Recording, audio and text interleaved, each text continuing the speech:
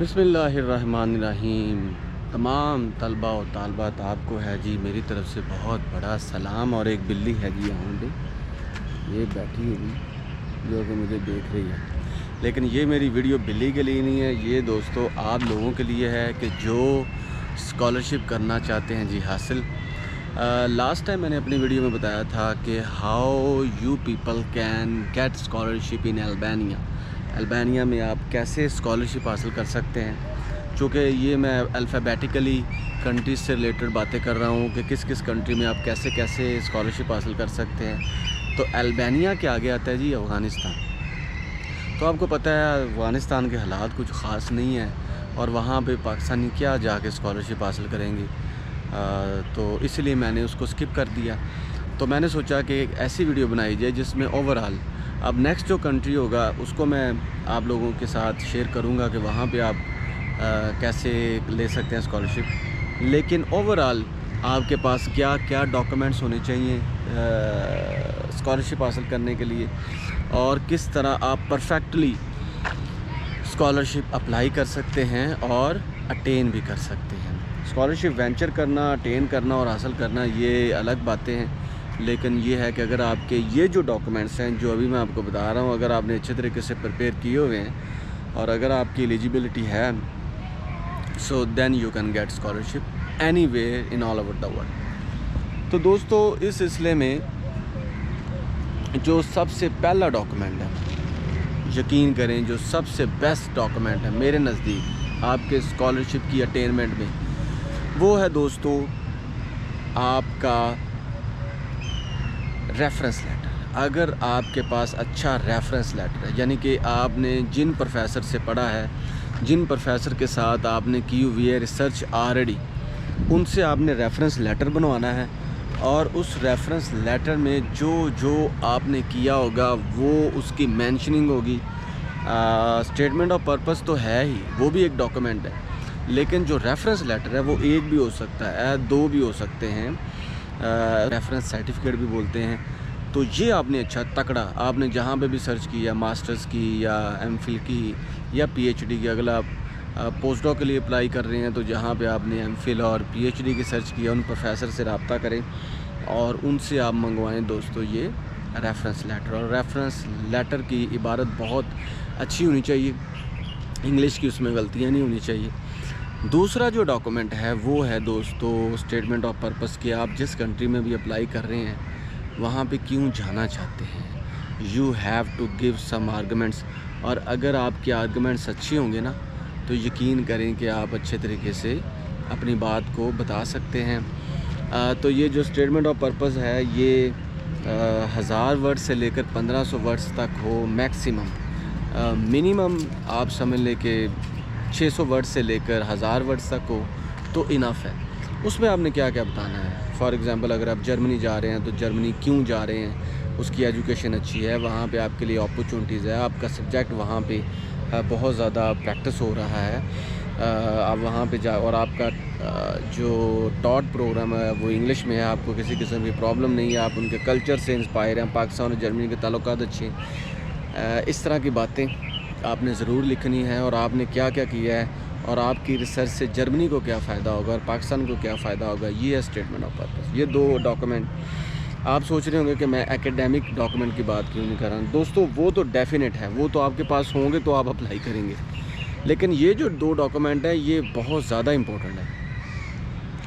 अगर आप पीएचडी के लिए अप्लाई कर रहे हैं तो बैचलर से लेकर एमफिल तक आपके सारे डॉक्यूमेंट अटेस्टेड होने चाहिए, मोफा से वेरीफाई होने चाहिए, लाहौर बोर्ड से टेस्टेड होने चाहिए, इसके अलावा HEC से टेस्टेड होने चाहिए। यह आपको भी पता है, हर स्टूडेंट जानता है कि जब कभी भी आप स्कॉलरशिप के लिए अप्लाई करें तो आपके ये डॉक्यूमेंटेशन ज़रूर अटेस्टेड होनी चाहिए। तो इसके बाद जो चीज़ आ जाती है दोस्तों वो है पब्लिकेशन, लिस्ट ऑफ पब्लिकेशन। अगर आपकी पब्लिकेशन की लिस्ट है, फॉर एग्ज़ाम्पल अगर आपने मास्टर्स में पेपर पब्लिश किए हैं तो उनके प्रिंट्स या उनके सॉफ्ट कॉपी साथ में आपने रखनी है। अगर आप पोस्ट डॉक के लिए अप्लाई कर रहे हैं तो फिर डेफिनेटली आपकी पीएचडी में ज़रूर पब्लिकेशन होगी, तो वो पब्लिकेशन आपके पास होनी चाहिए। अगर आपकी पब्लिकेशन है तो समझ लें कि आपने आधे से ज़्यादा रास्ता हमवार कर लिया। क्योंकि जिस प्रोफेसर के साथ दुनिया में जहाँ कहीं भी आप अप्लाई कर रहे हैं, अमेरिका में कर रहे हैं, चाइना में कर रहे हैं, फ्रांस में कर रहे हैं, ऑस्ट्रेलिया में कर रहे हैं, लंदन में कर रहे हैं, न्यूयॉर्क में कर रहे हैं, किसी भी शहर में किसी भी कंट्री में अप्लाई कर रहे हैं, तो अगर आपको वो काम आता होगा तो डेफिनेटली प्रोफेसर आपको ज़रूर प्रेफरेंस देगा। वो कहेगा भाई ये तो ऑलरेडी रिसर्चर है, मैं तो इससे फिर अपनी पब्लिकेशन कराऊँ, रिसर्च को ज़्यादा प्रमोट करवाऊँ और रिसर्च को ज़्यादा अथेंटिसाइज करूँ। तो इसलिए आपकी पब्लिकेशन बहुत इंपॉर्टेंट है। उसके अलावा आपका वैलिड पासपोर्ट होना चाहिए दोस्तों। और अगर आपके पासपोर्ट में किसी और कंट्रीज़ के वीज़े लगे हैं वो तो बहुत ही अच्छा है। और अगर आप जिस कंट्री में जा रहे हैं उससे पहले भी किसी कंट्री में भी अगर आपने स्टडी ली है, फॉर एग्ज़ाम्पल अगर आप फ्रांस जा रहे हैं तो अगर आप चाइना में पढ़े हैं तो वहाँ का करैक्टर सर्टिफिकेट आपके पास होगा जो आपने वहाँ की पुलिस से बनवाया होगा वो। और इसके साथ साथ आपके जो अचीवमेंट्स हैं, for example extra curricular activities, वो भी आपने वहाँ पे कुछ सर्टिफिकेट लिए होंगे, कोई दौड़ में हिस्सा लिया होगा, कोई खत्ताती की होगी, या कोई पेंटिंग पे हिस्सा लिया होगा, या कोई म्यूज़िक में हिस्सा लिया होगा, या स्पोर्ट्स में हिस्सा लिया होगा, तो उसकी भी कॉपी, ठीक है। इसके साथ साथ दोस्तों समटाइम ऐसे होता है कि फॉर एग्ज़ाम्पल अगर आप चाइना जा रहे हैं तो वो उसका करैक्टर सर्टिफिकेट बनवाना होता है पुलिस स्टेशन से जाके, वो भी आपके पास होना चाहिए। जिस कंट्री के लिए भी जा रहे हैं आपने उस कंट्री का करैक्टर सर्टिफिकेट बनाना होता है पुलिस से जाके। तो वो बड़ा आसान तरीका, आपने कचहरी जाना है, एक फॉर्म लेना, वो खुद ही फिल कर देंगे। वहाँ पे बहुत से लोग बैठे होते हैं, मुंशी हज़रात, किसी वकील से भी करवा सकते हैं आप, लेकिन ये है कि आप ख़ुद करें और उसको अटेस्टेड को वेरीफाई करवा लें, फिर आप मोफ़ा के साथ जाके, तो वो आपका एक डॉक्यूमेंट बन जाता है। इसके अलावा दोस्तों आपकी कोई अचीवमेंट्स हैं, कोई अवार्ड्स हैं, फॉर एग्ज़ाम्पल अगर आपने ऑलरेडी कोई स्कॉलरशिप विन किया हुआ है तो उसकी सारी इन्फॉर्मेशन। इसके अलावा दोस्तों जो आपने ऑलरेडी कहीं पे भी कोई स्कॉलरशिप विन किया हुआ है, डेफिनेटली उसका नंबर शंबर और वो सारा जो सर्टिफिकेट है जो भी आपको ऑफ़र हुआ है उसकी भी सॉफ़्ट कॉपी आपने लेनी है साथ में। तो इन तमाम चीज़ों को प्रिपेयर करके इकट्ठा करके आपकी CNIC कॉपी, बल्कि वो रहने दें क्योंकि पासपोर्ट आप लगा रहे हैं, तो आपने CV बड़ी स्ट्रॉन्ग बनानी है। आखिर में CV अगर आप यूरोप में अप्लाई कर रहे हैं तो यूरोप में आप ज़ाहिर है यूरोपियन स्टाइल की CV बनाएंगे जो 2 से 3 पेजेस पे होती है, आप उस फॉर्मेट को फॉलो करें।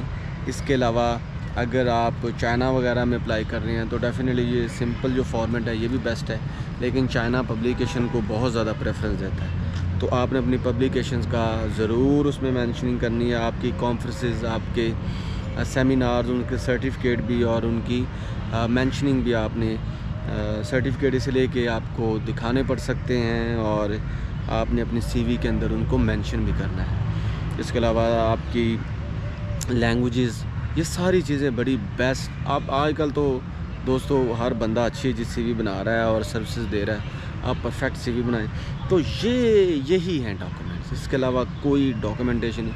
हाँ, कुछ कंट्रीज़ ऐसे होते हैं वो मांगते हैं जी बैंक स्टेटमेंट, तो आप बैंक स्टेटमेंट भी बनवा लें। अगर आपके अपना अकाउंट नहीं है तो आप अपने अब्बू जान की, अम्मी जान की, या अगर आपका स्पाउस कोई है उसकी आप बैंक स्टेटमेंट बनवा लें।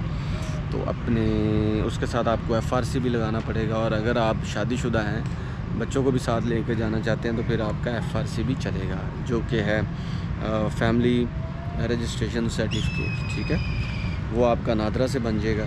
तो यही डॉक्यूमेंट्स हैं, इसके अलावा कोई साइंस नहीं है, रॉकेट साइंस नहीं है। अप्लाई आपने ख़ुद करना होता है, सर्च भी आपने ख़ुद करना होता है। तरीक़ेकार ये है कि किसी प्रोफेसर को ढूंढें, उनसे बातें करें, अगर उसको आपकी बातों में कुछ अपना फ़ायदा नज़र आया वो आपको बुलाएगा और फिर आप वहाँ पे जाके स्टडी करें या पोस्ट डॉक करें, PhD करें, स्कॉलरशिप लें, सेल्फ फाइनेंस पे पढ़ें, जो आपका दिल चाहता है करें। और फिर भी कोई भी सवाल हो तो मुझसे ज़रूर करें, चूँकि 8 साल मैं स्कॉलरशिप पे पढ़ा हूँ चाइना में, मेरा MPhil और PhD वहीं से है। तो इसके अलावा भी बहुत सी स्कॉलरशिप है जहाँ पे मैं अप्लाई कर चुका हूँ, जहाँ की प्रोसीडिंग मेरी सक्सेसफुल भी रही है। तो उस बिना पे मैं आपको बता सकता हूँ इंशाल्लाह। तो रिसेंटली जब मेरी PhD हुई तो मुझे पता चला कि अगर चाइना के अलावा मैं इन कंट्री में अप्लाई करता तो शायद मैं ज़्यादा सूटेबल था, लेकिन समटाइम ऐसे होता है कि आपको बाद में चीज़ों का पता चलता है। तो इसलिए मैं आप लोगों से अब शेयर कर रहा हूँ, कोशिश कर रहा हूँ कि हर कंट्री के जो स्कॉलरशिप आप लोगों के साथ शेयर करूँ। इन तो उम्मीद करता हूँ कि आपको मेरी बातें अच्छी लगी होंगी। फिर भी कोई सवाल हो तो ज़रूर पूछिएगा। अल्लाह हाफ़िज़।